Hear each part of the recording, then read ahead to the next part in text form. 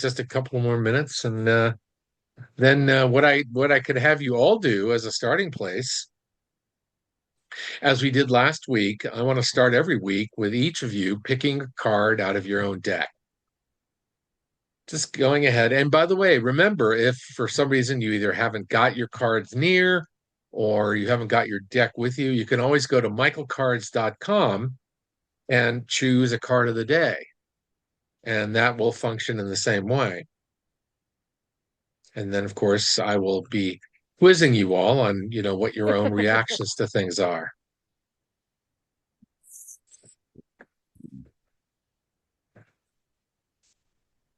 Get a card. Don't drop them, Cav. Dumbass. That helps shuffle. I just dropped mine, so it was 52 pickup or whatever, 16 pickup. Yeah, the floor shuffle. I call it the floor shuffle. Yeah. Yeah, I put them on the floor to shuffle them because I don't have enough space. I don't have enough desktop space here to. Okay. They're too big to shuffle with my hands. Oh. Floor works great. Carpet works great. Well, remember, there's always the method that I suggested too, that you just take them in your hands and you do the group flop method, over and under, and then every once in a while just spin part of the deck. Yeah. And that's often a way I do them, because I can just do it in my hands. But if you really like to have fun and let your inner child out, then you can go ahead and just smear them all over the place. That's what I did. I spread them all out on the floor and I shuffled them all around. And all right. Well, I'm going to smear. Yes, smear. So I'm going to presume that everyone who's going to be here tonight is here. And so we shan't waste our valuable time. Who would like to start announcing their card? And what I'm gonna do in the background is I will go and I will show you Tawana's got hers up. Yeah. Tawana's ready. What do you got there, Tawana? I got time. Wow. You got time. She's got time on her hands. All right. Well, tell us when you get time, when you see the time card, what that means for you. Well, I had a particularly hectic day doing long distance caregiving for my mom. And I'm actually just, as you've talked about before, we also have contractors in our house, and there was a video crew in the house too today. So I'm feeling like life is moving too fast for me, and I just can barely keep up. And I keep saying, well, I got to just use my time more wisely and go with ease and grace. And it's a challenge, but I got it in the positive pole. So I think that maybe I'm doing okay. Okay. Well, good. I'm glad for that. Well, Richard and May are giving us a skin show. So hi there, Richard, and maybe put some clothes on there, big guy. I don't see anything. I'm good with this. Hey, I want to. Yeah, pass up for it. Okay, Richard, you're on mute. Strip Michael motivational cards, Steve. Yeah, Strip. there we go. You got to put it back to gallery so we can all see. Yeah. So yeah, I mean, for my card, it says stop wasting time. If you got it in the shadow version, but I am very interested right now in using time more precisely, but not feel rushed and burdened by all the things that I have to do. I could probably fit them all in, but I just haven't mastered it yet. Well, that's cool, my dear. It's the main thing that I want you to do, you just did, and that is you interpreted your card on what it reflected back to you for the moment. So thank you for that. Good show. And may you feel like you can have more of that time and grade. And So for Gus and May, if you guys pick a card out of your decks, we're going through asking people what they picked and how they felt, how they're feeling about it. So, all right, who's next? Who would like? Okay, Kath is next. And Kath, what did you get? Competence. So you got Adolescence of positive. all right. So you got adolescence and the positive pole. Then all right, let's go there. So notice what I'm doing, by the way, folks, is in the background, I'm also taking you to the card listing on the Michael Card site. And there's additional, information there. And you can see I have also images there that not only images, but aphorisms that go along with it. And all of you recognize that one. He who dies with the most toys wins, one of Michael's favorite adaptations. So, Kath, what does it mean to you? Actually, this means something special to me because my domestic and global jobs are competence and domestication. Oh, I'm going to read this as I'm on that path and I'm doing okay. excellent. Okay, I've been involved in a lot of stuff lately and I needed a little boost there. Aw. good, good. I'm glad that felt like a validation. Excellent. Okay. All right. Who's next? Who got something? What does somebody get next that they I'll would like go. to share? All right, Sarah. I'll go. I pulled 63, inspiration, positive pull, intention, and the picture shows an eagle flying. Is it an eagle flying towards Hold the cards. the moon? And then the Just negative pull is despondency and has that classic picture from the away. Dust Bowl. Yes, from Dorothea Lange. Right. Yeah, there you can you see it there? Yes. And so if we were to do it, It's you responded. can see it in the upper There it is, upper there it is. left-hand corner there, folks. Yeah, upper left-hand corner. By the So way, in my that image, just to let you know, was a special image that artist Bo drew for me. That was a representation of a spirit guide that with the hawk with the open heart. So that's what that image is. So like Kath, I feel like I'm actively involved in my work and my projects that I feel are very meaningful to the planet and to people. And at the same time, the book is saying, well, be open to feedback, pay attention to your intention, remember what brought you joy, keep the energy and not get flipped over to despondency. But then the other thing that's interesting is, when I first started working with Steve on the cards, one of the things he says is ask a question before you draw the card. And the question that came up for me had to do with today and the senator getting thrown on the floor and handcuffed, and that we had just talked about it. And I thought, well, what is up with that? What is happening?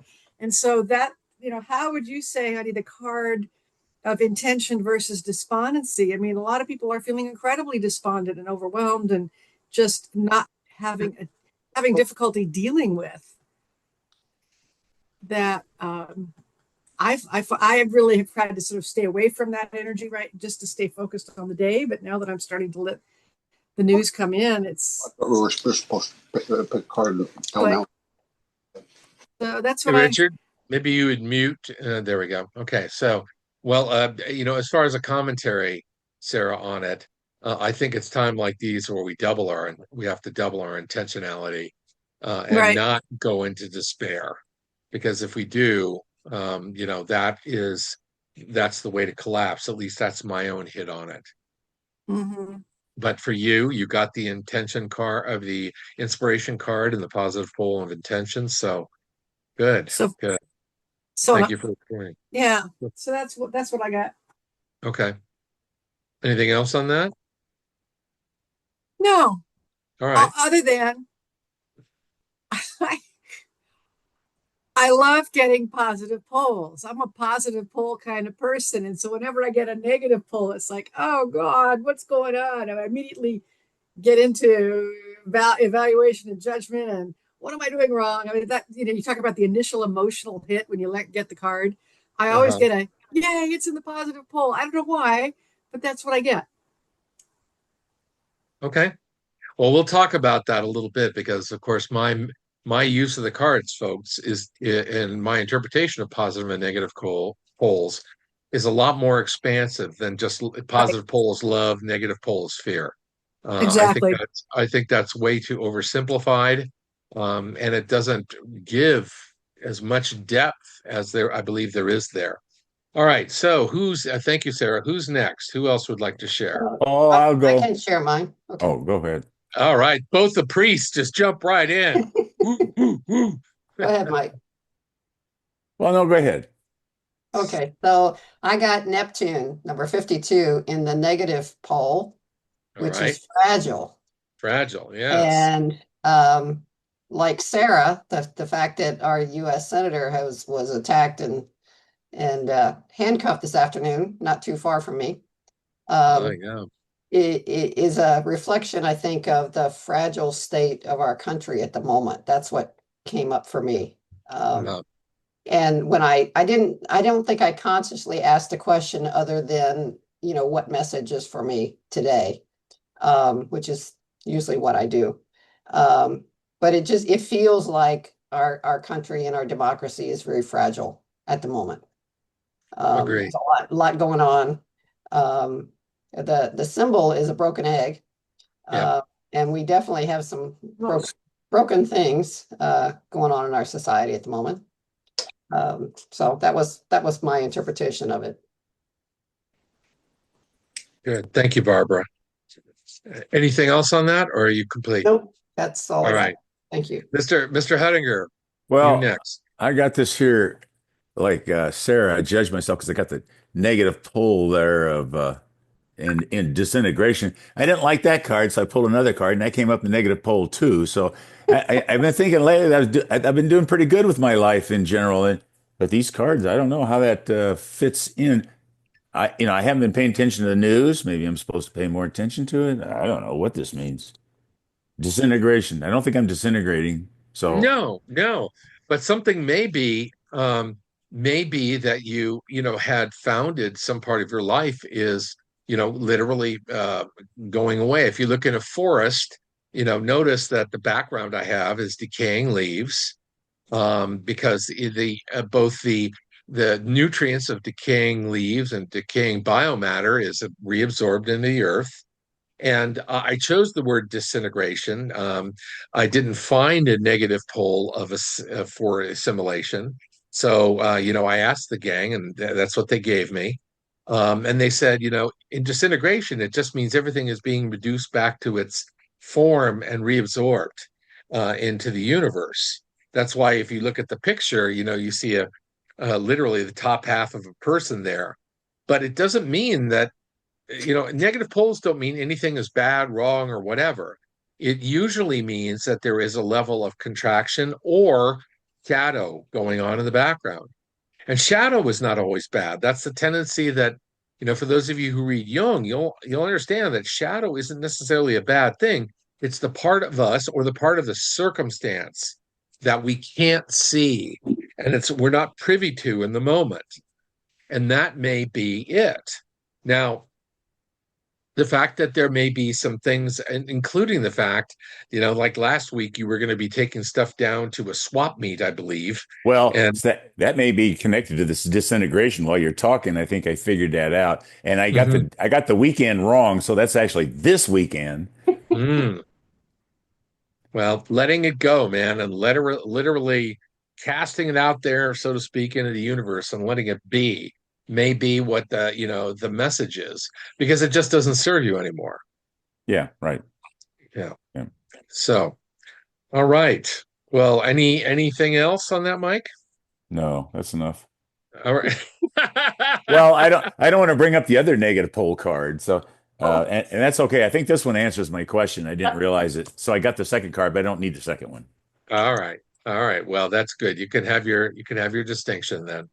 All right. So let's see who's next. We have Jean or Richard or May. Jean, go right ahead, Ms. Jean.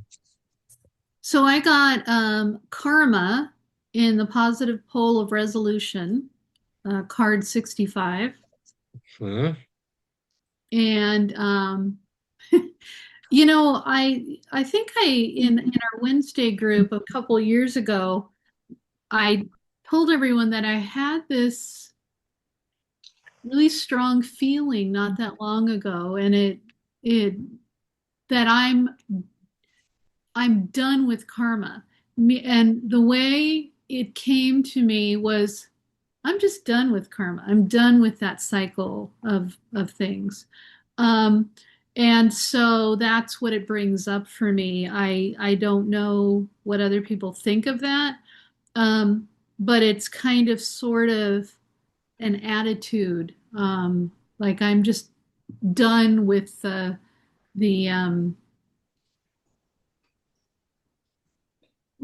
back and forth situation, I guess. So for whatever that means. So that's what it brings up for me. All right. Cool. Well, thank you, Jane. All right. So Richard and May, between bites, would you like to do one or you just want to keep going? Do we have to unmute? Nope. Oh, No, okay. you're muted. um, yes. My oh, I got May got the napkin card. Yeah, Uh, I got the pizza card. um, I've actually I get this a lot.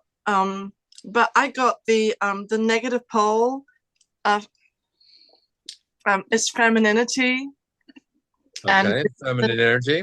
Okay. the pole it says diffusion. It's card number 54. Uh-huh. Got Yeah. it. There it is. And the image is it looks like a carving in stone, I think. It is. That is a Hawaiian petroglyph Oh, of a mother giving birth. Oh, oh. Um, so I'm not quite sure what a mother giving birth and diffusion have necessarily got to do with one another, but the other side has a picture of a white, oh, it's a white flower. That's what it is, receptivity. The So lily. it's a lily, right? Yep. So the diffusion, I mean, insofar as I can say something to that, is a reflection, a lifelong reflection of my struggle to focus on any one thing for any length of time, and I can see how it's a shadow, because it kind of has been, it's kind of like it's been following me all my life. But I mean, it's okay. I mean, because I am to some degree aware of it, and I'm to some degree aware of the way in which I can interact with it, or navigate it, or kind of cope with it, or deal with it. But I have to say that at this point, given the my push to try and get the condo ready to be sold, I'm probably not as diffuse as I might normally be or have been in the past. So I'm really trying to, I guess, be conscious of my diffusion and somehow push back against that, or at least just be even more aware of the way that I'm prone to fall into that. Good. Sounds like you generated quite a self-reflective moment for you. Yeah, yeah.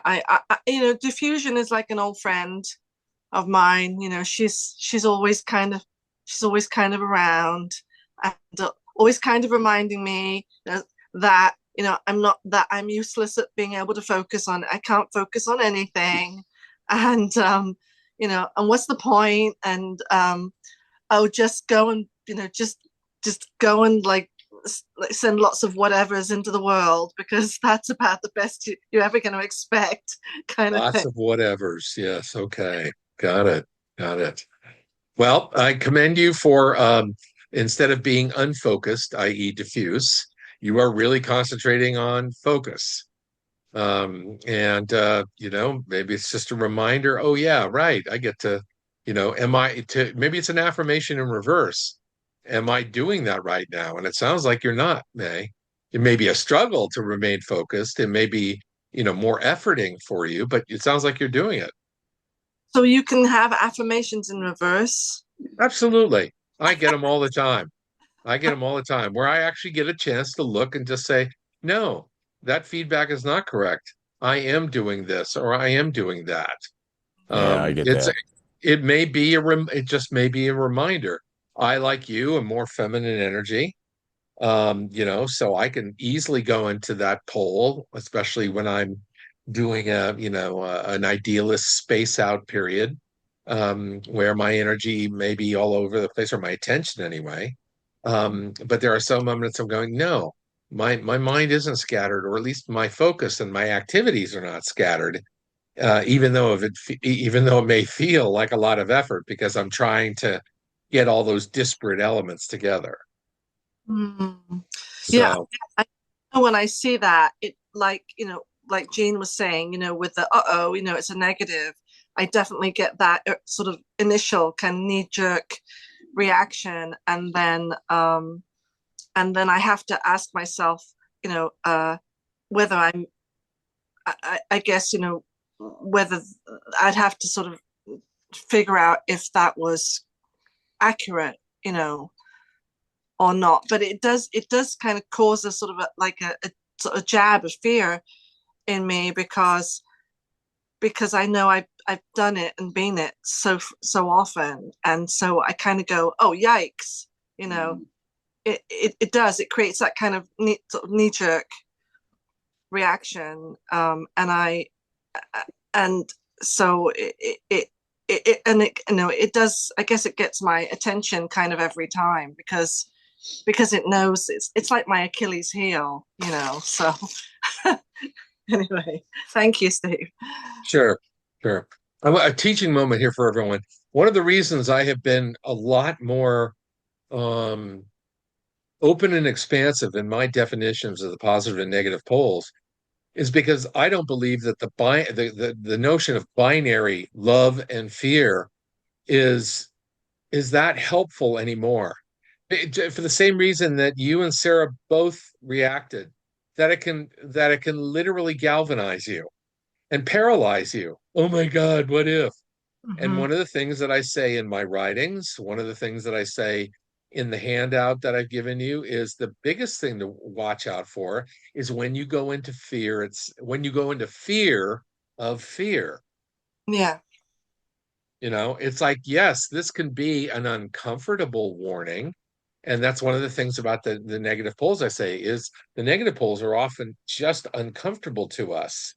Um, but to the degree to which I then ask myself the question, what is this legitimate? I take a recent statistic of my behavior, whether it's in the moment, in the day, in the week, or whatever, and go, no, it's actually not.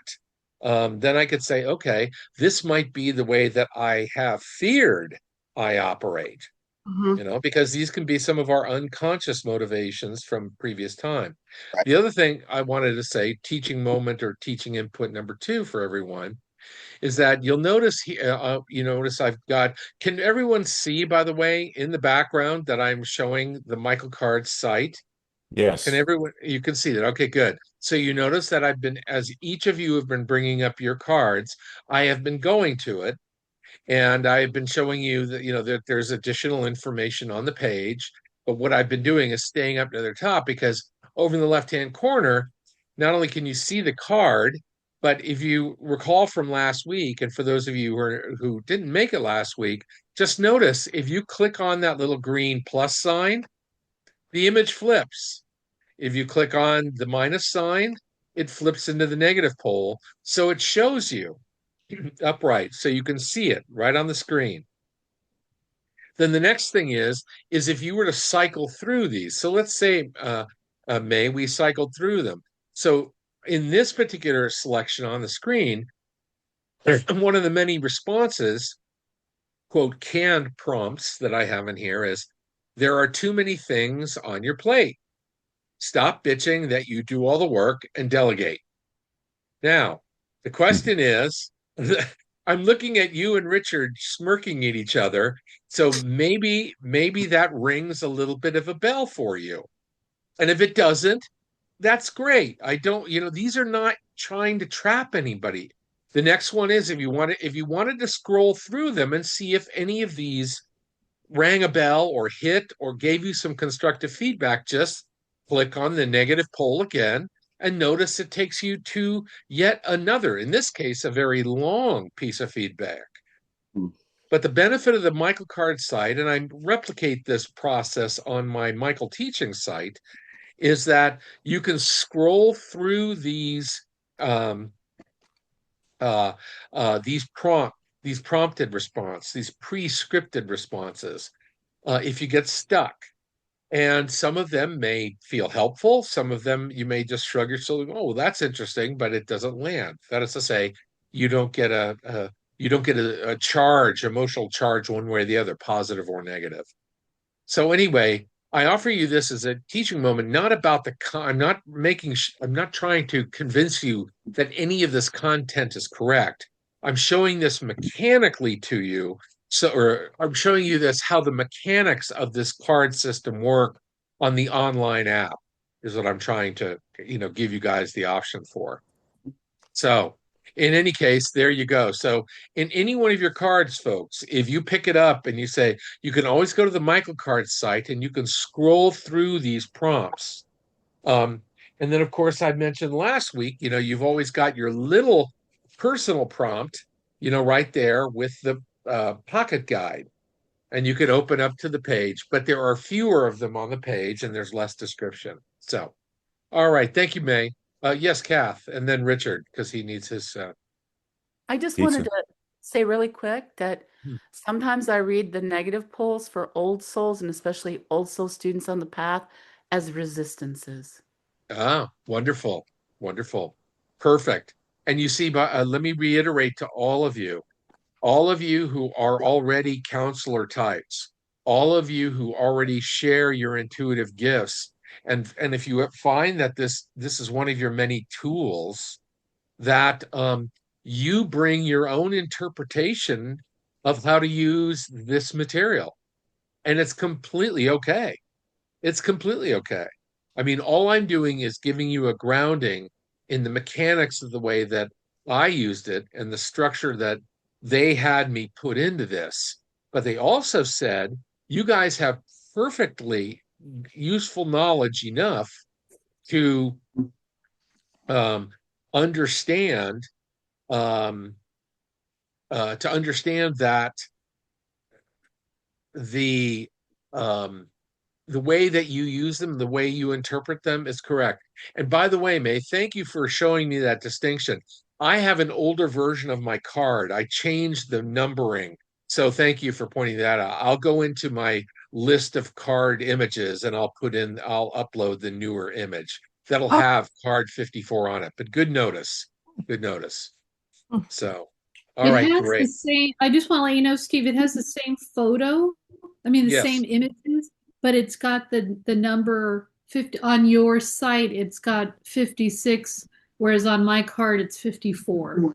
Yeah, as I said, Yeah. Gene, just a moment ago, the images on the older images on this site, I had done some renumbering of things and put them in different order.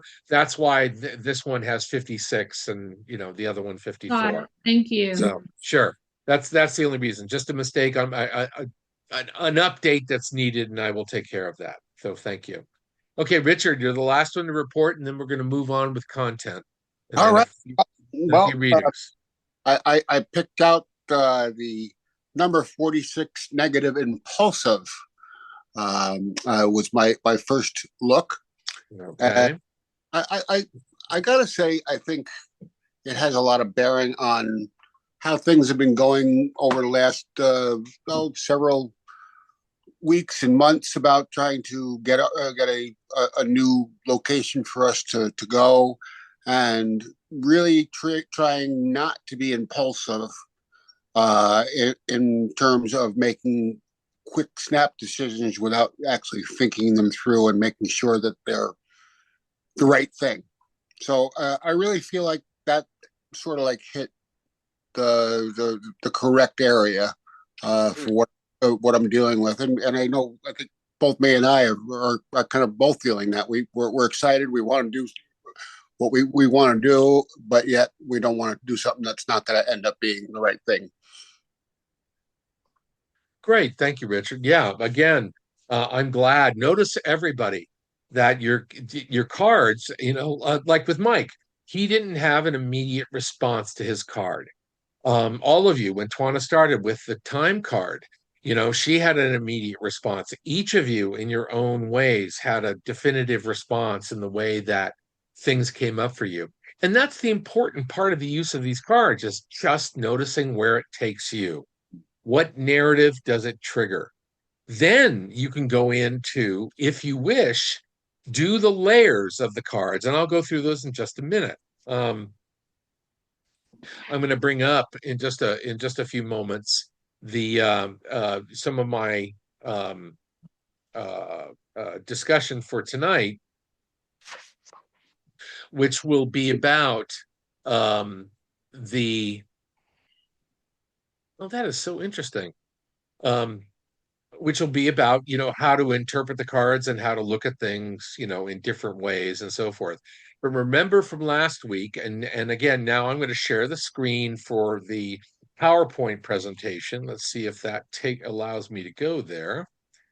Where are you, Steve? And where is share? Huh. My taskbar is suddenly stuck open and I'm not sure why.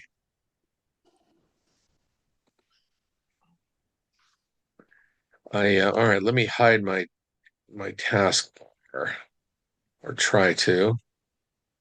I love, and now I'm being obviously facetious as hell. I do find that Windows will have its own mind at various times, and right now on my screen, I am having one of those circumstances. Try holding your Alt key and your Tab key.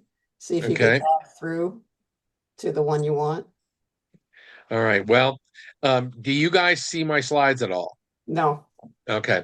When I stopped my share, what happened was is my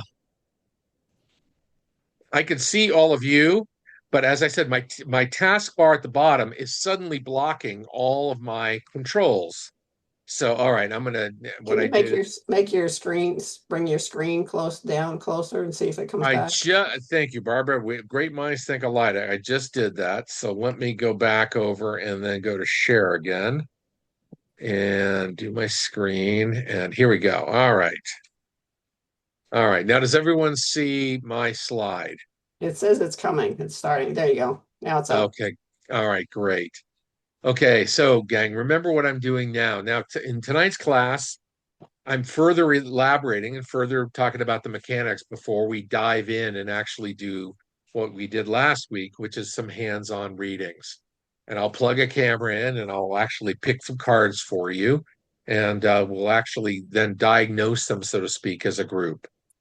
Okay, remember, as just a quick little mnemonic, I say what the cards can do is they can detect the energy, when you're reading something. So you might ask a question of like, what's going on? That's a detection or an alert kind of question.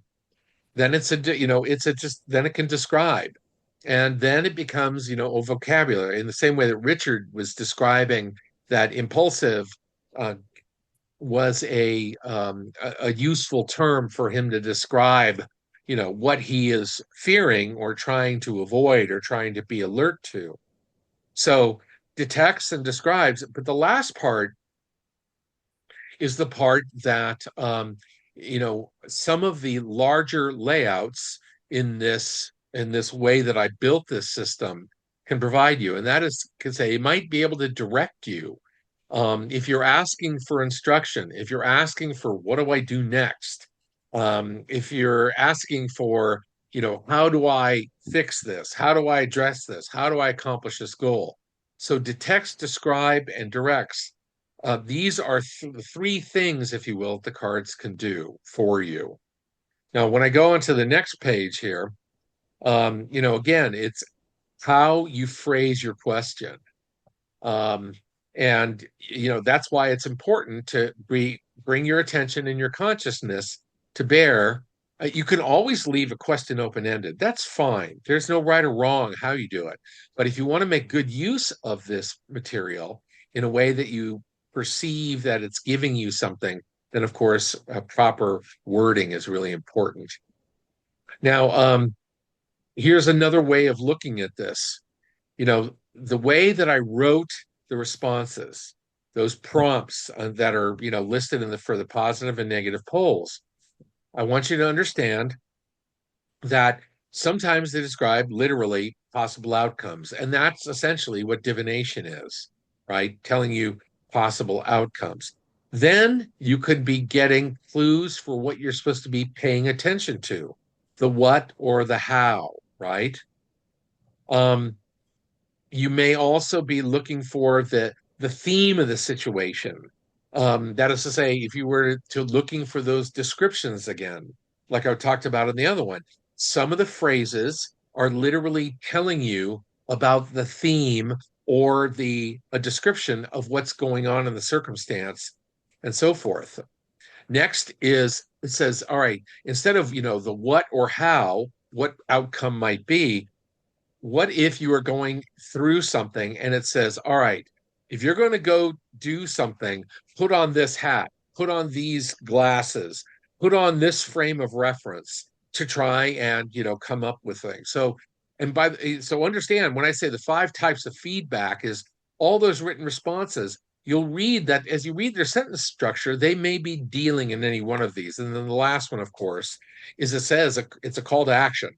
And you guys know this because call to action was a very, popular phrase in the 80s, 90s, and 2000. What are you supposed to do? What should you do? What do you need to grab hold of in yourself to actually get on to the next phase? All right, a little bit of an overview. Last week, when I didn't bring up this list, instead, what I showed you at michaelcards.com, and I showed you the drop down menus. I said that the layouts have purposes. They're pre-structured, if you will. And by the way, I use the word layout and spread interchangeably. So if you hear me use either of those words, I'm referring to any of these preset structures. Okay. Now, the Michael Motivation Moment, as I called it, it's just the one card. It's a thought for the day. It's literally just a randomized thing that might give you some feedback. And so it works as if you're just drawing a card for some kind of anything, that'll work. Last week we did a yin yang or a duality spread.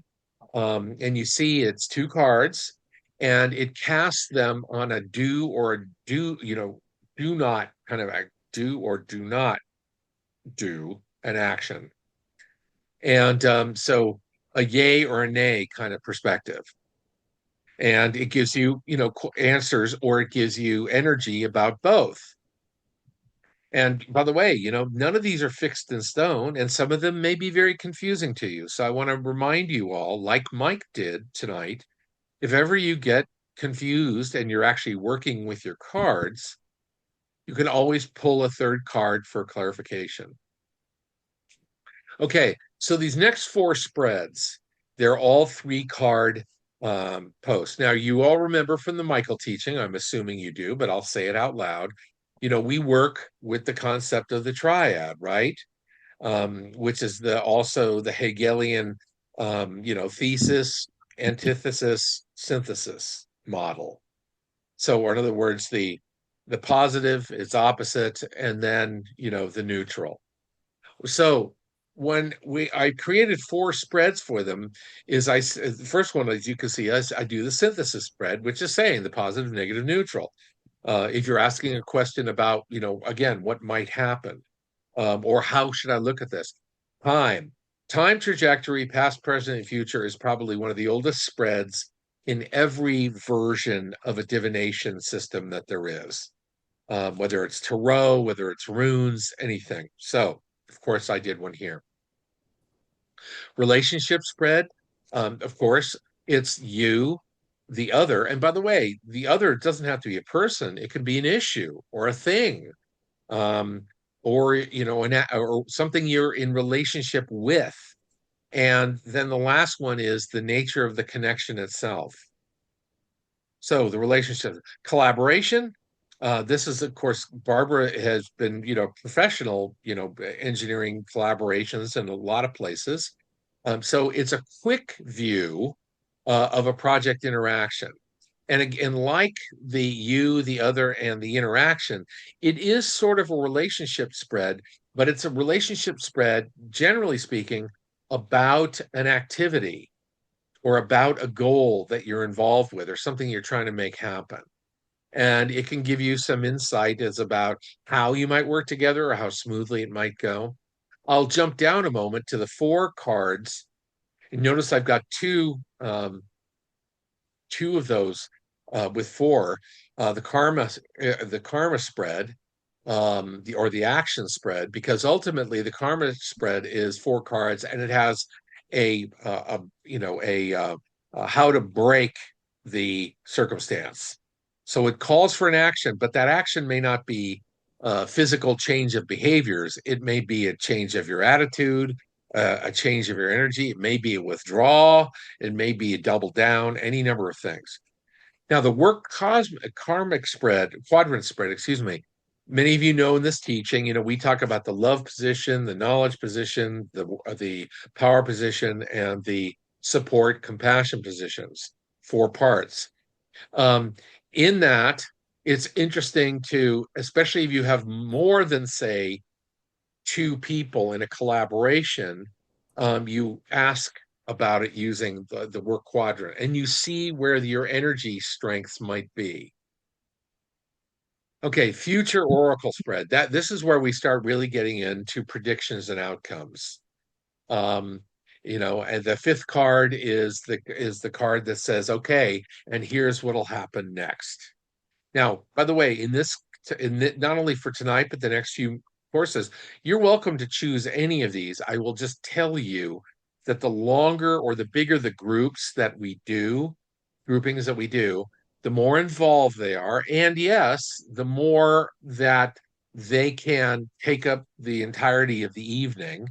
But also, in addition to that, even when you yourself choose them, I really advise people to go ahead and sit with it a while. These are the kind of the overly spread, the family imprint spread, and the revelation spread. Those 3. Now, the overly spread, let me tell you, that at least on my instructions, here's how I tell people to use it. This is where you actively go in and you separate the roles, the attitudes, the goals into separate packs of 7. And then you choose one of each. I have only electronically, this has been done for you. In other words, I have my programmer, if we were to do it electronically on the Michael Card site, it automatically is selecting from each of those subsets. So you'll get a role in the role position already. You'll get an attitude in the attitude position, a goal in the goal position. It's quite elegant. My friend Victor Anderson, who's a artisan king, he's quite good. In any case, so if you did it, electronically, it could be a little easier. But the overly spread is very useful, especially if you find like looking at an entire profile of energies about a circumstance, a situation, or a person. Now, I don't pretend, and I say this on the website, and I say this now, that this will give you an accurate set of a person's overlays. It's been kind of interesting I've done this with a few people and actually had as many as 6 of their overleaves come up Yeah. in in the session. So it's been pretty wild to see that it works. But that's only been a few people. So that's been a minority. Okay, just so you know. Um, now, let me contrast that with the family imprinting spread. And I'll put this in how I came up with this. Many of you know that our friend Shepard Hoodwin brought to the East Coast Michael Gathering several years ago a merger of our Michael work with a fairly well-known work in the world called family constellation therapy. And a fellow by the name of Bert Hellinger has written several books on it. And it's an energetic way to explore the nature of the imprinting and the effects that have happened to you. This is one of my most powerful probing tools for me because it literally says, so what's the mother effect? What's the father effect? What's the social effect? What about the siblings effect? You know, and how they're playing out in this circumstance or around me. And so I took the structure of Hellinger's work, and because I saw Shepard, and I forget the lady's name, Schnihal, I think was her name, or something like that, um, do it right there at the East Coast Gathering. I said, you know what? I can structure a reading like this. And so I have. So if you want to go look into those, probe into those deeper spaces, again, that's one. The last one I have here on the screen is the revelation spread. And you can think of that as the literally the future oracle spread, but on a much larger probing basis. So it's 10 cards. It's literally the largest of all the spreads that I have.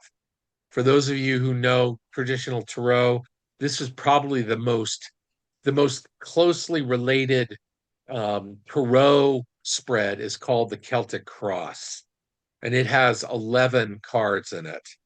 Now, this is a broad spectrum questioning about the many projections of possible futures for yourself and some of the trends that might happen in them.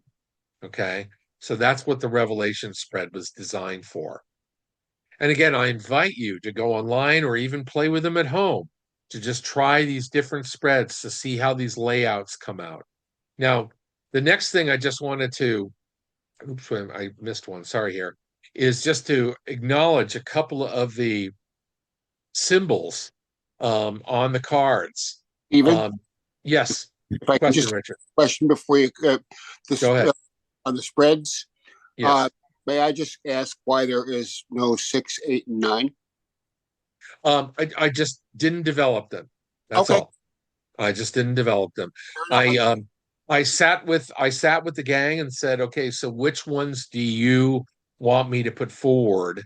And this is what they gave me. Gotcha.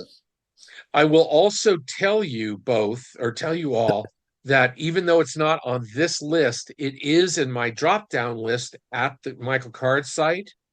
And that is there is a list of 7 what I call role energy attributes. So the server card, for instance, is if you wanted to learn about service, you choose the server energy reading. If you wanted to learn about this about your personal sovereignty, you choose the king energy reading. And in the drop down list, it even tells you the major um, the major synonym, that it can help you as a person do. Because my stated mission in developing these cards is the idea that we have all 7 energies within us. So the question is, at any given time, how am I probing at? Well, the next thing is that I have what about our inner subpersonalities? So I have 7 layouts that are about my own inner subpersonality that might be a priest, or my inner subpersonality that looks like a warrior. What does it look like in me? And so forth. So they're not in this list, but they're there. So no rhyme or reason as to 6, 8, or 9, Richard. But you know what? Here's the good news. You have complete permission, not just mine, but Michael's, that if you are so inspired and you get a configuration of cards that have those numbers, make it up, utilize it. Whoever you are serving I in like it. doing a reading for, you are empowered by this deck to create with it.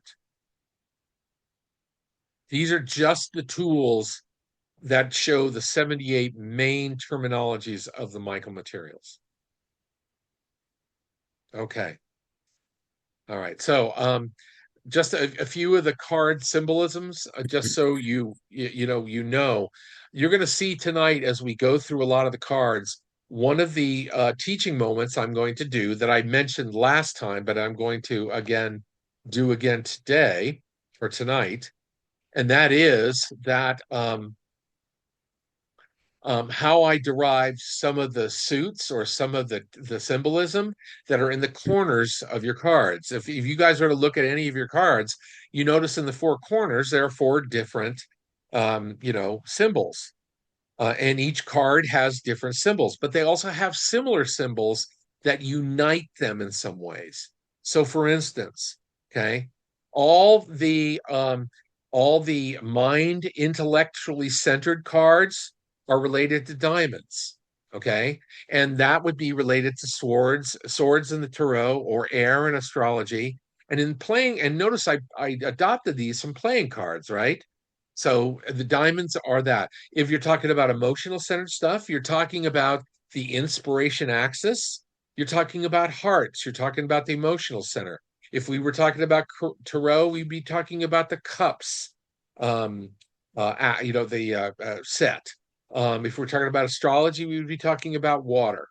Same thing with the body, so that the action axis, the king and warrior sets, the moving center are the clubs, and then lastly, the soul spirit is the spades, and again, so there we have it laid out that way. Why I want you to know that is because for those of you who like sleuthing and like digging down into deeper layers of meaning, when we're going to go through and we're going to be looking at our cards, you can also look for similarities in the corners, okay, in the corner symbols. So, needless to say, the rolls have the roll symbol, which is the face. And of course, that face came from Jose Stevens's Jose Stevens and JP's personality puzzle. Excuse me. Um, the bullseye is the goal. Okay. And so the goals, cards 8 through 14, all have a bullseye. In other words, what are you aiming for in life? Okay. The attitudes. Now, for those of you who don't know, and you shouldn't, for no reason should you, that symbol is the symbol of the attitude meter in an aeroplane. So what is your bent towards something? And that's why I chose the attitude. Many of you know that Jose Stevens coined the phrase, dragons in relationship to chief features. So of course I chose a dragon to symbolize that group. Notice also, as you see over here, I've got the numbers of the cards on the right. So 1 through 7 are the roll cards. The goal cards are 8 through 14. The attitude cards are 15 through 21. Chief feature cards are 22 through 28. The modes are 29 through 35. Now, you can see there I have an automobile. Why? Well, the mode is your mode of transport, right? It's how you get from one place to the next, how you do it. When on some of my more specific writings that I have yet to update, I literally chose a different kind of car for every mode. Okay. So, like, passion mode is a Ferrari, and aggression mode is a monster truck, as an example, right? And perseverance is a tractor. And these are just examples of that. So the centers, we have all of them. So we stand when we are centered in our centers, we're vibrating with concentric circles. And then many of you recognize, of course, that's Da Vinci's Vitruvian Man symbol. And that represents the 10 body type cards. Because 3 of those body types are what I call exotic body types, which are the outer planets. That's Pluto, Neptune, and Uranus. Okay, so when we go through these and we look at this, so there are card sets. I'm going to point out to you guys often when we do a reading. So like here, okay, here is what I call the artisan set. Now notice they are all in indigo blue because they all fall in the same column. If you notice down in the lower right-hand corner, they're diamonds because they're all expression axis and they're all intellectual center. All right. And these are the overleaves. Here's the artisan. Here's the artisan's goal, the artisan's attitude, the artisan's chief feature, the artisan's mode, the artisan's center, and the artisan's body type. So you can see, and where you can see that again, and I brought this up to you guys last week, for an instant visual reference, you can go and you can look at the internal fold out, which is the coded color chart of the overleaf cards, or excuse me, of all the cards by color and by their sets and their groups. So just a few examples to help you understand that in the cards, all these things exist. Now here, by example, or by contrast, I should say, here is the attitudes group. All right. And you notice up in the upper right-hand corner, the attitude symbol is on each of those cards. And what I will point out to you as we go, sometimes you may have 2, sometimes even 3 cards of the same group or the same set, in which case that is where your intuition and your sense of this deck is going to be called into extra alert. Like, wow, maybe there's a conflict between 2 attitudes. Or maybe it's calling for a change of attitude from one to the next, just by example, if you see them in a reading like that. All right. So anyway, I just wanted to give you guys a bit of a heads up. I want to be done lecturing at you, as it were. And I want to go ahead and turn it over to someone who might want to do a reading tonight. And do we have any volunteers? And then do you want to tell me what layout you might want to do? And then I'm going to plug in the camera and we'll look at the cards together. So anyone have any requests?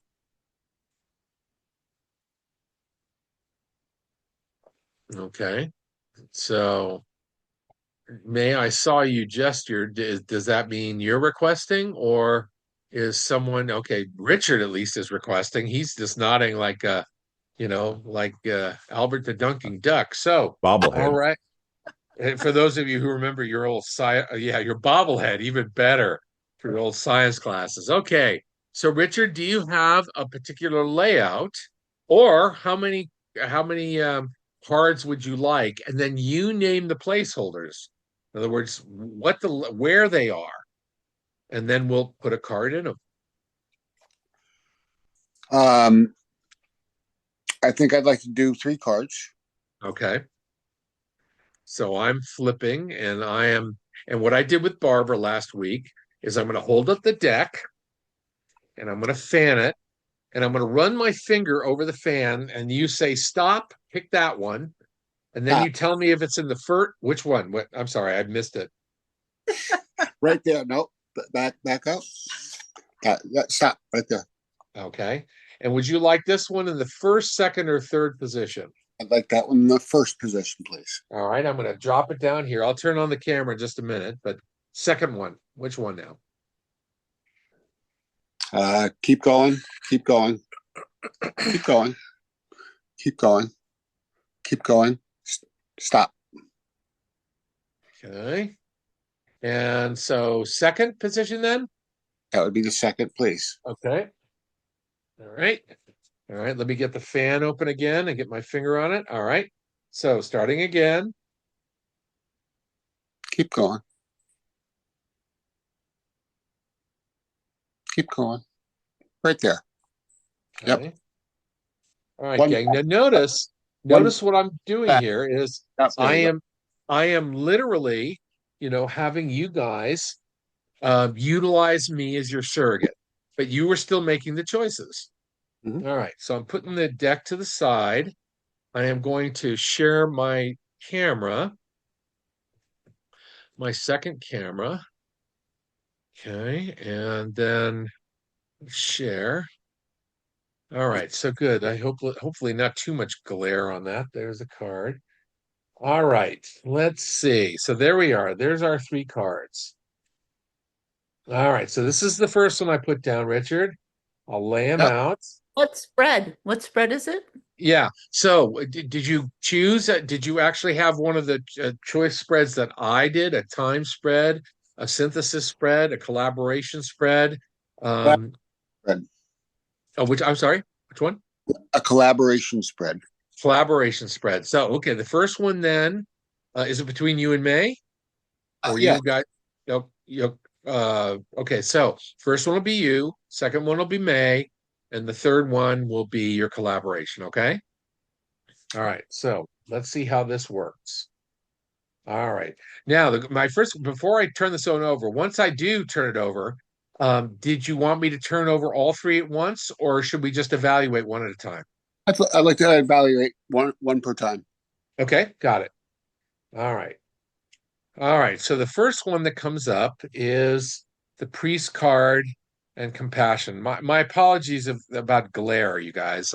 I've been messing with the lighting in the room to see if I could get this to be a little less Yep. intense. Good. Yeah. It's good. All right, good. All right. So, all right, there we go. So we have the priest card in compassion, and that represents you. Yes. Okay. So it's you, then the second one your collaborator, and then the third one your collaboration. So in having this priest card come up, does anything strike you? First of all, by the way, let me tell you a few things about it because these are teaching moments. Okay, first of all, it's a roll card. And so roll card is what I call a major arcana. Okay, in this deck, the Tao and the Nexus, and then the seven rolls, and then the time card. I call those 10 my major arcana because those are big deals. All right. Not that the other ones aren't, but I mean, that is to say, they're big manifestations. So if you'll again, if you could see them through the glare, Yeah. the in the upper left hand corner is the open hand of the priest, um, um, holding the flame. It's a roll card, so that's in the upper right hand corner. That one's a Down little on the upper left. I mean, the upper right is a little difficult to see. Yeah. Okay, that's the symbol with the mask of the face. That indicates it's a roll group card. Now down here is the image of the pharaoh, which indicates what we call the cardinal or exalted position. And for me, usually I say that's the big picture of things Okay. when we're talking about the exalted. And then another quality is notice the heart, which Yes. this is about, the emotional center, and this is the inspiration axis. And so when it comes up in the positive pole, it would indicate to me anyway that when you're dealing with that your best energy brought as your collaborator side is to bring this energy of not just compassion but understanding.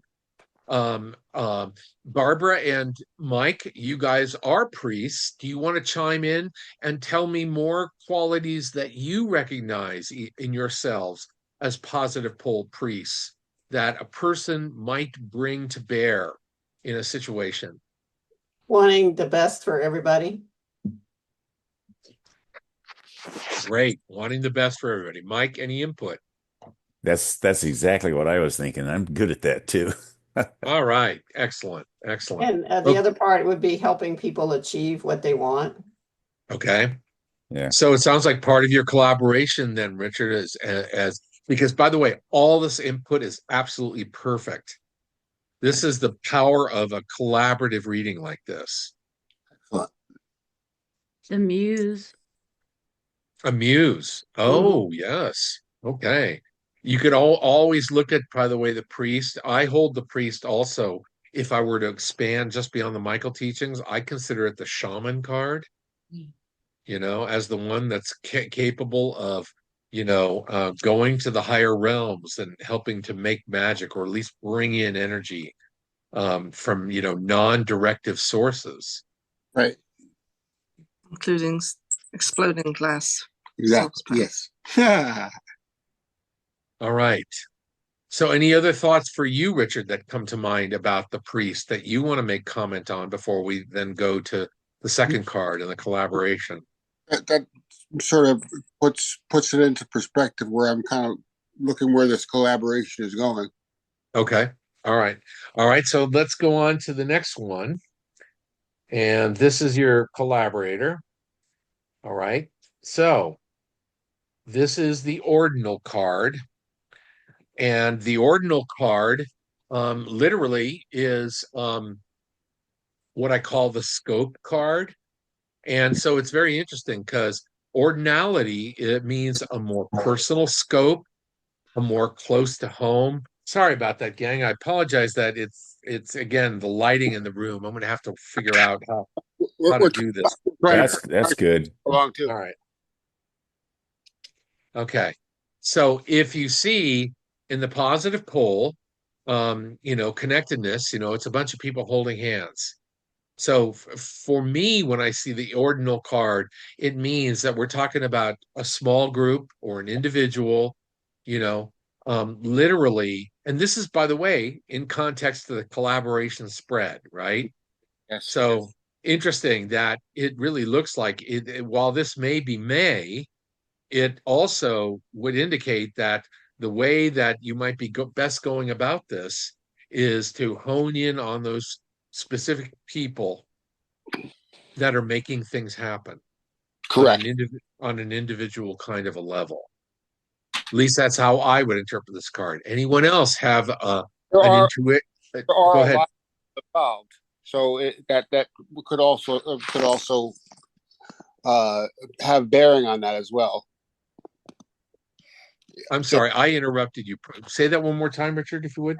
I said, and there is actually a lot more people involved with this whole thing. So it's not just a collaboration of myself and May, but a lot of different people as well to make everything happen. Cool. So one interpretation it might be is, stay connected. And then I always use, by the way, the negative poles in a reading as kind of a little bit of a warning or a little bit of what to watch out for. So don't go invisible. Don't just kind of drop out and assume everything's going to happen. In the same way that the warning on the priest card would be careful about getting into self-righteousness and lecturing. I could see that. All right. Anybody else have any more insight or thoughts? Yeah. Please, by all means, anyone chime in. Steve? Yes. So have you got the card there? Oh. Okay, so in the ordinal card, so the furthest so there are five cutout figures at the top. All holding hands. All holding hands. And their shadows. And their shadows. Okay, and so the one shadows. So Good one, Richard. Good one. Yeah. So the one that's the furthest left is pot smoker Richard. The one that is in the middle is non-pot smoker May, and then the one next to that is pot smoker Terry, and the one next to that is pot smoker electrician Joel, who was here today, and the one that's the furthest right is pot smoker Tommy, who is a drywall expert. Wow. Wow. Well, it's interesting that there's a lot of flowers and plants and herbs It is. in the background and in the foreground, you know. Look at that on the other side, by the way, May. I guess they're all peas in a pod. Yeah. Wow. Wow. Indeed. Wow. See Well, how much fun you can have with the images, right? I like your deconstruction, May, of all these people. These were all people that were here today. yes, and I somehow sort of kind of delegated work to them. Yes. Yeah, yeah. The peas were working peas. Oh, good. Yeah, yeah.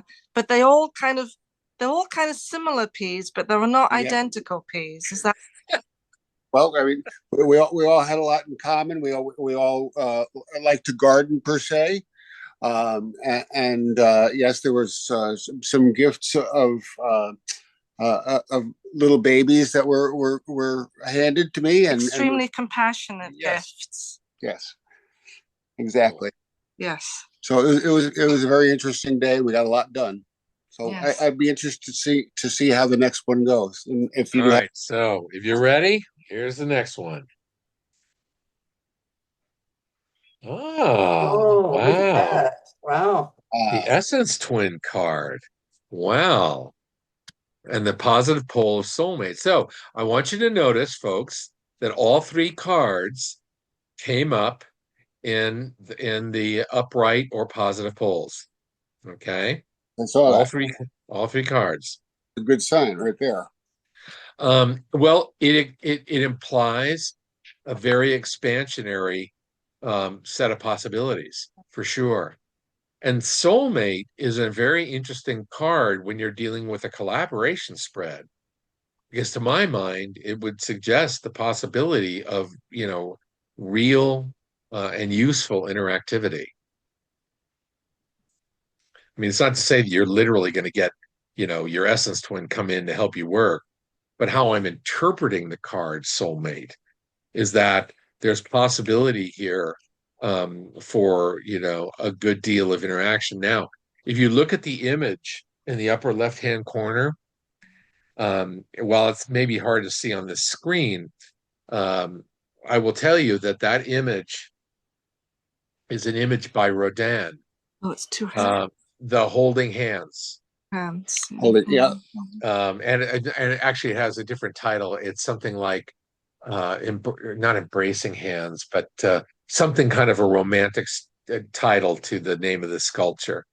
And it's very gentle and it's very affectionate and caressing. That's it. It's caressing hands. So and I used it because not only could it indicate lovers, but it could also indicate, any two souls that are, holding each other in the highest esteem. Now, what the card also warns us or tells us, if we flipped it over, is that anything we see could also be like a mirror to us.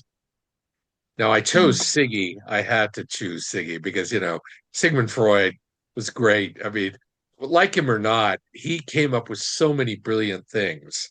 And, the idea of, seeing our projection in someone else, that's the opportunity that at any given time, if you're feeling disharmony, instead of going into righteousness here, or going invisible and not saying anything, Right. is to say, what is this person mirroring back to me?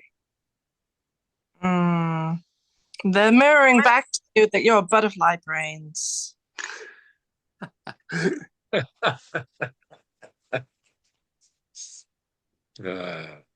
All right. So there are your cards. Anybody have any commentary now as the reading as a whole? That's nice. Yeah. That is nice. It's a really powerful reading. Yeah. positive reading, I think. You got Yeah. you got I, cardinal, ordinal, cardinal, balancing. cardinal, and balancing. And not only that, but something in the deck, if you, for those of you who read more deeply into the construction of this deck, the Essence Twin card is a member of 5 cards that starts off with the Karma card, Self Karma card, Life Task card, Essence Twin card, and the Maya card. And those 5 cards I call the Covenant deck.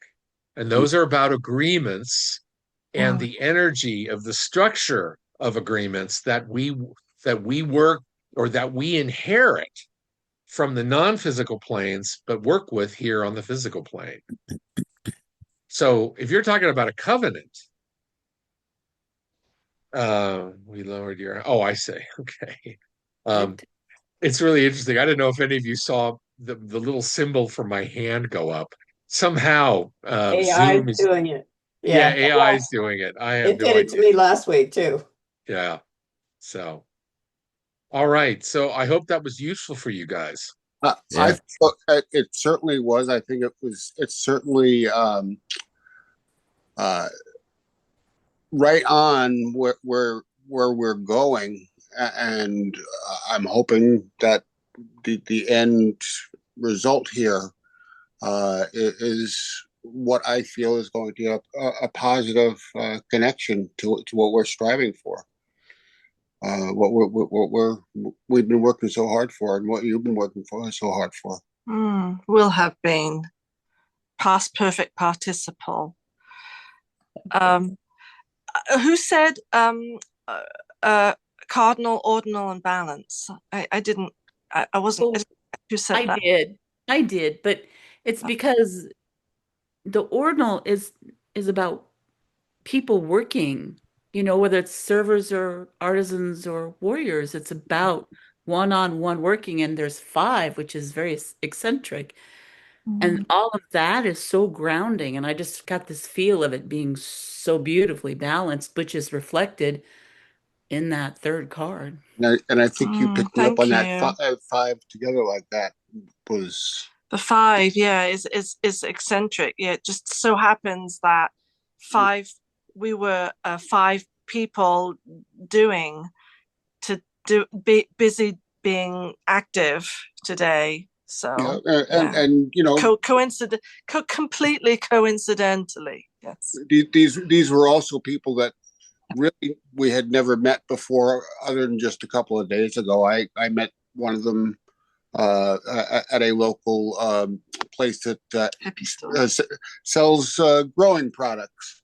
And I how did we meet Well, Joel? well, he was recommended Joel. Oh, okay, Yes, that's right. yeah. Yeah, So, that's right. yeah. So yeah, so it all just came together, and of course your friend Terry, she just happened to Sure. come into the whole thing, but she's been also a key assistance and will be in our project. I want that spread, Steve. Well, you can have it. You can have it too, Kath. Thanks, Steve. So you betcha. So let me just mention a couple of things. So first of all, I'm delighted. Thank you everyone for your input. And I'm delighted that Richard, you and May got some validation. May, I really want to also compliment you for doing something that I really encourage people to do. And that is look at the imagery on the cards, not the imagery, not just the inner, or not only the imagery on the corners, but you looked at the 5 people. Yeah. You could make a meaningful association for yourself seeing that image. And it brought yet another layer or another aspect of feedback to you by you seeing that. And then I heard you all chuckle, and I'm delighted you did, when I flipped the card and showed you invisibility, and I said you were all peas in a pod. Mhm. Now, that kind of thing are some of the hidden or nested or deeper layers of potential feedback that you can pull out, or messaging that you can get out of these cards when you're looking at them. And I encourage you, that when you're doing a reading for someone, to go in there. Now, again, I want to be very clear and as well as very humble. When Michael, when the consortium and I, and Michael too, was, because they've been bugging me for years to do this, when we were all putting this together, I was going through massive amounts of images and concepts and all that sort of thing, and synonyms and so forth. And they would say, "Yep, that one. Yep, that one." Yeah. And sometimes they'd say, "Okay, and now Steve, go over here. You know this one. Put in this chunk," and so on and so forth. So when all of this came, I'm not trying to represent this as everything in the Michael teaching distills down to just these images, but that these are the images that they winnowed down for me to utilize on these cards as prompts. But certainly there are plenty uh, of many of the Michael channels. They all have their own imageries, their own interpretations, their own major synonyms that they use.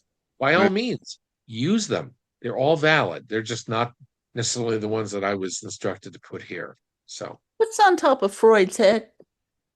it is a moth. It is a Oh, moth. These are moth wings. oh Um, yeah, the it, shadow side. exactly, indicating the shadow side. You got it. You got it. Wow. Um, Now it's if you were to look at the card in your out of your decks, you would see also that the picture of Freud, one side is color and one side is black and white. And so Oh, you get this implied that even the shadow can have some, positive beneficial things. Ooh. So, mm, Richard, you're raising your hand. yeah.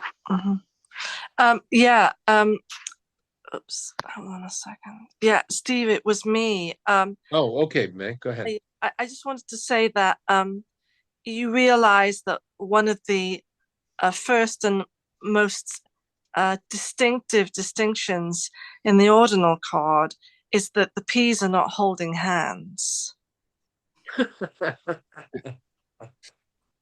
That's a very Very interesting cool, Nat. observation. I've never seen a pea have a hand. They just happen to be enclosed in the same pod, That's which really by the funny, May. yeah, that is funny. Mhm. I was looking, by the way, just so you know, when I first saw this image, I was saying, "Oh, wait a minute, maybe there are seven peas in there, like the row in the minor cluster, but there's eight." So anyway, All right, so there you go. yeah. Count all up and see if they come up with a 7. Mm. I know, right? If you can, any of you find it, we'll see if I can update it then next time. All right. All right. So we've got about 5 minutes, and what I think I will do is turn it over to you. Do any of you have further questions about the deck, about using it, interpretations, Kath? I don't know how much time we have left, but could you do an interpretation of those three cards that I pulled last week? Let's see. You pulled some amazing cards. You pulled the Dow card. No. What? Elder No, is first, Eld. upright. Okay. Serendipity, our Okay. friend Okay. Nexus, So upright. Nexus. And All right. then relaxation in the negative. Okay. The question I had Um, asked is for the I asked Michael's input on the project that I'm working on now, which is a big picture Michael project. And I yeah. got cards and about peed myself, and I have So, held on to them. so tell me, first of all, tell me what your interpretation was, and then I'll Okay, give you some feedback. I'm going to look for the cards so I can put them out here. this So this would please tell be us. it's 75, 77, and 14. So I'm going to ask Steve to read them as synthesis. There's a reason for that, but I read these as mind, body, and spirit, and because I read them at an adept level, at a also level, they have to do with very big picture things. So that the mind card is the collective mind of the student cadre. The body card is the nature of the physical plane in relationship to that. And then The last one is spirit, which is the connection of the student cadre to the Tao. That's very esoteric, but that's what I was asking about. And the way that I read this is the collective mind of old souls is ready for the last step, for fulfillment of the monads that they brought in and the work that they are here to do in the big picture. And that the physical plane, which is the nexus, we are in the flow of the infinite. Everything's working in the right direction. But the last one I read as spiritual stagnation, that the wake up call has to go out again because we're tired. We're headed for six monad. A lot of us have fallen asleep. So I read it as, when I first laid it down, I read it as, okay, they're telling me this is going to work, but I'm going to have to deal with this resistance at some point of waking up the spiritual self. But I realized when I was going through Steve's website that he called one of his three card spread synthesis, which for me, I don't deal with it Hegelian. I deal with it as the process of unity, which I talked about before, like the CMG. So it was so amazing just to go onto your website and go, oh, look, Steve's already got it. He's already got it. He's so far ahead of me. But I would like to hear what the positive, negative, and neutral would imply in that situation Sure. because I couldn't Uh, figure that out. okay, I will answer that. Let's let Twana ask her question, and I'll Oh, incorporate both as I answer for you. Do you have a question on this, Twana? oh, it was on the last spread. The symbol of the Tao, how does that play? Would that play into a spread? You mean Just for example. the Alpha and Omega? Yes, That's the symbol of the Tao. Okay. right. Well, whenever, first of all, and now I'm going to start. I'll explain to you, and I'll be answering Kath's question. First of all, the Nexus card is a member of the major arcana in this deck. It is extremely important because the Tao is eternal presence, in other words, always beingness, and this is its contrast.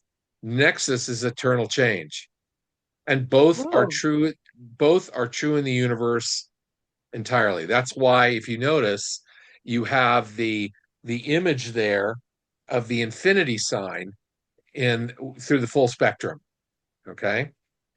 Now, as I read these cards, for those of you, so whenever I see a Tao card in here, that means this is to my question. This is a major pivoting point, and since it's in the middle position, and Kath reads it as Sarah as I think you read it as synchronicity. Is that right? How you read the positive pole, which is just fine with me. Is that Serendipity how? is fine too, though. It's being in the movement of the Tao in the physical plane, which could Yes. be synchronous too. Yes, yes. So anyway, that's how I would read it. So let me give you, Twana, a little piece of information that Kath didn't mention, but that I know that she chose these cards in the midst of. We at in the Michael community of what's called the Center for the Michael Teachings, and this other lady who's in this class who's really wanting to make a contribution and put up a website. We've been trying to merge our goals and make that happen. Now, it is definitely an old soul project in my estimation. And there's one of my favorite old souls who ever lived, Walt Whitman, I noticed that. I and love who represented a literal peace and but also a very active person.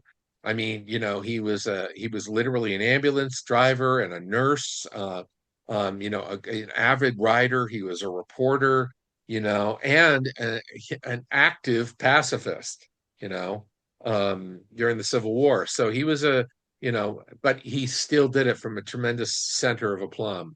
And if you've ever read any of his materials, whether it's Leaves of Grass or any of the pieces that he represents an awareness of being that I really happen to admire. And I think that is what we in this community And what Kath, in her pivotal desire to make this happen, was getting acknowledged for, bringing fulfillment because she has achieved an awareness of the elder status.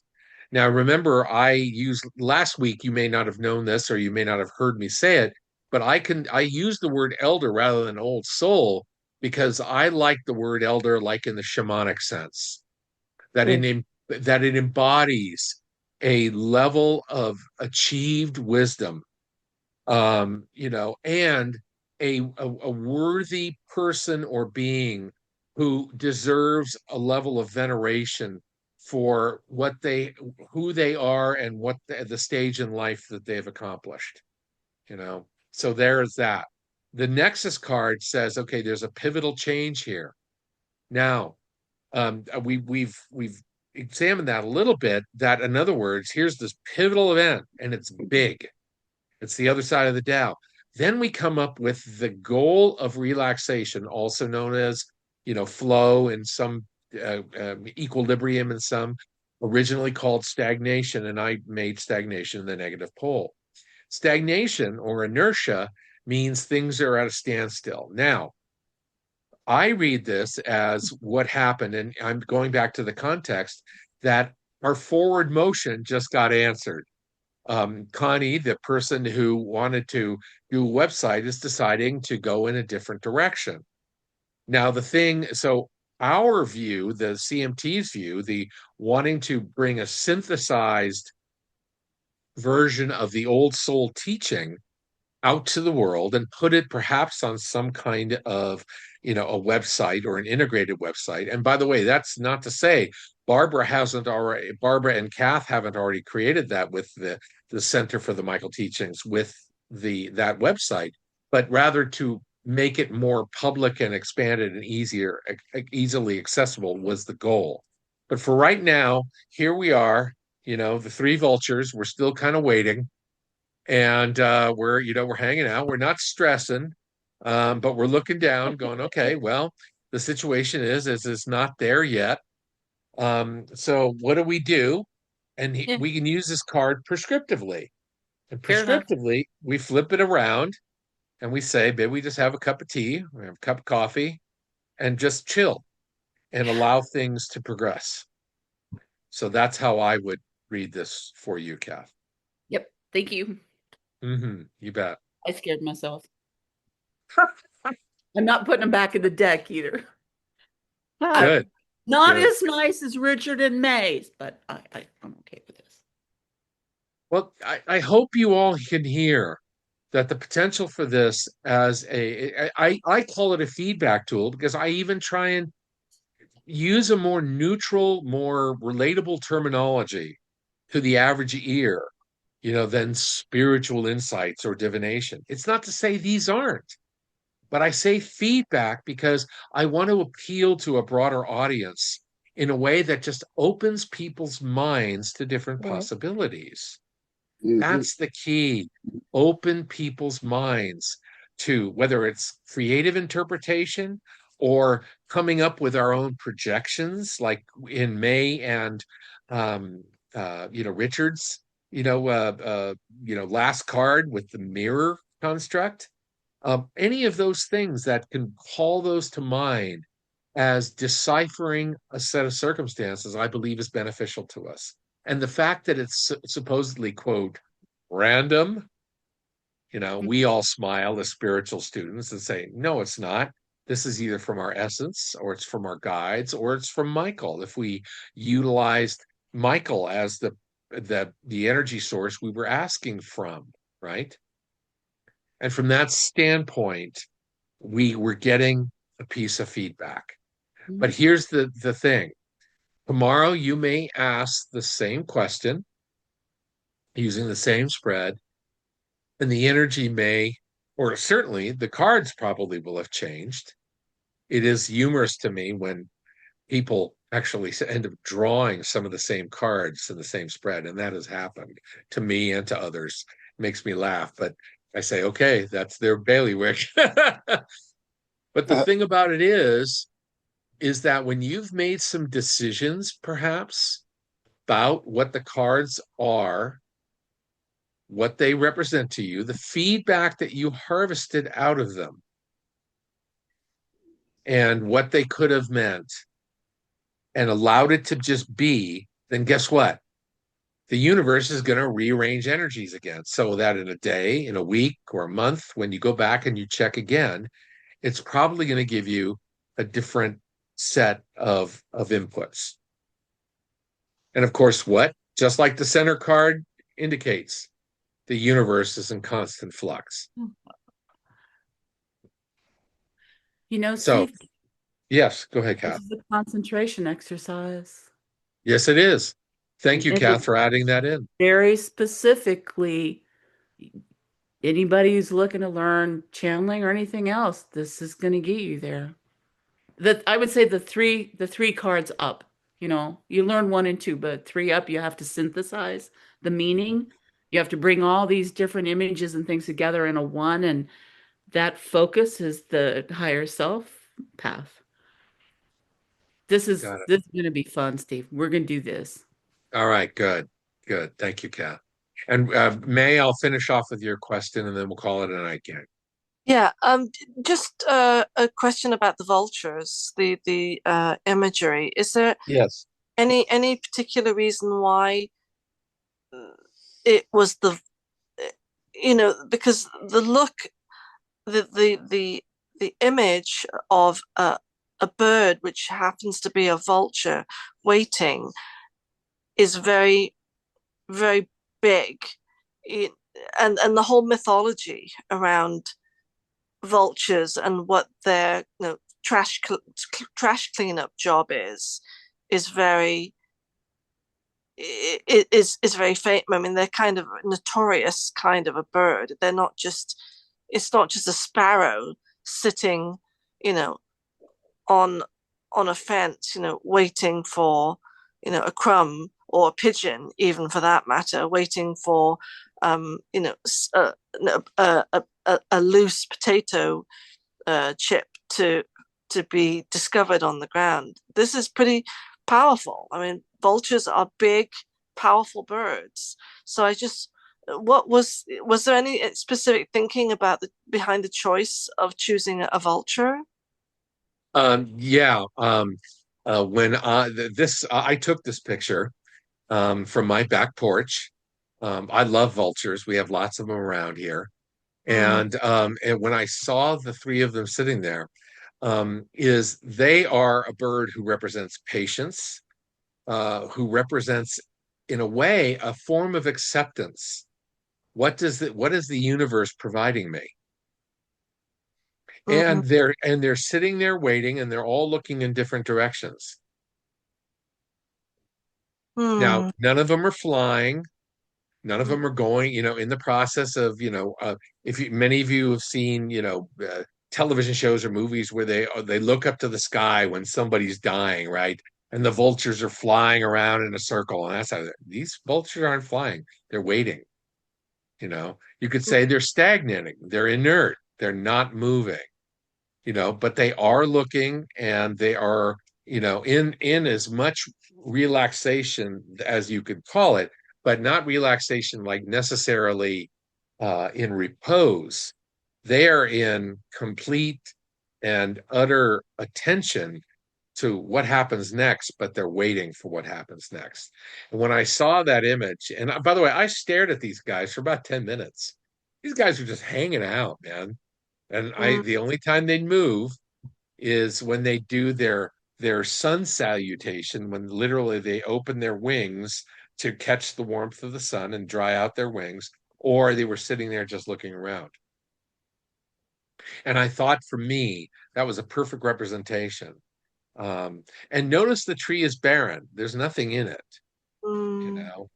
So anyway, mm. those were some of my motivations and some of the hit. They liked it. I mean, God, the big C was going, yeah, yeah, that's great, man. Thank you.